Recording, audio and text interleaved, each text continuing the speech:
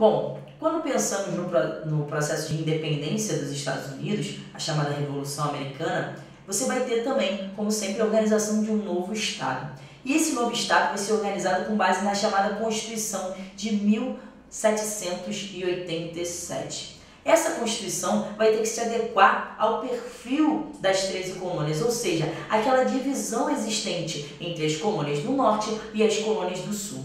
A diferença básica era relacionada à questão da escravidão. Você tem um norte onde você não tem o uso da mão de obra escrava e um sul onde o escravismo está muito presente. Um dos mecanismos encontrados por essa Constituição para manter a unidade americana sem interferir as diferenças que existiam entre as colônias do Norte e do Sul foi adotar um regime federalista. Os Estados Unidos teve a formação de uma república federalista, ou seja, uma república que dava uma autonomia para os estados, tá ok? Ou seja, os estados do Sul poderiam manter as suas práticas escravistas sem afetar as práticas econômicas do Norte. Dito isso, galera, a gente pode ver como essa noção de federalismo nos Estados Unidos pode aparecer na nossa prova. A Constituição dos Estados Unidos da América de 1787 é considerada a primeira experiência significativa de Estado federal.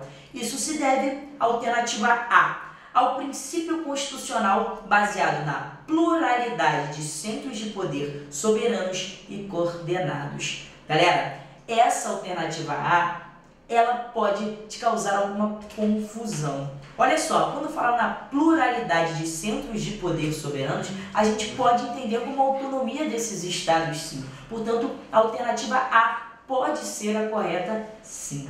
Vamos para B. Ao princípio constitucional caracterizado pela inexistência de leis gerais válidas para toda a nação. Quando se fala em federalismo, muitas vezes se imagina que a Constituição não prevê nada que sirva para todos os estados, ou seja, não tem nenhuma lei de cunho federal. E o que não é verdade. Você vai ter princípios básicos que vão valer para todos os estados, mas os estados vão ter autonomia para algumas decisões, determinadas decisões, serem próprias daquela região. Ok? Então a B não nos serve. C. Ao princípio constitucional baseado na absoluta submissão das unidades federativas ao governo central. Federalismo é o oposto disso, né? As unidades federativas vão ter autonomia. Então também está errado. D. Ao princípio constitucional de garantia dos direitos individuais do cidadão e das minorias sociais. Essa ideia de garantir direitos da minoria para século XVIII ainda é muito precoce, tá ok? Você ainda tem aquela ideia de que todos são iguais perante a lei, de que o iluminismo vai buscar isso, né? A igualdade político-jurídica, e a Constituição dos Estados Unidos é muito influenciada pelo iluminismo, ou seja, você ainda não trata como um governo democrático ser um governo de todos, assim como um governo de uma maioria, o que é uma contradição com essa ideia de minoria social. Ou seja, a D também está errada. E. Ao princípio constitucional baseado no corporativismo e na negação do direito de rebelião e insubordinação política. Galera, os Estados Unidos acabou de passar por um processo de insubordinação política nesse contexto aqui. Ele acabou de entrar em guerra com a sua metrópole e ele não ia colocar na sua Constituição a proibição disso. Portanto, o gabarito dessa questão é a alternativa A.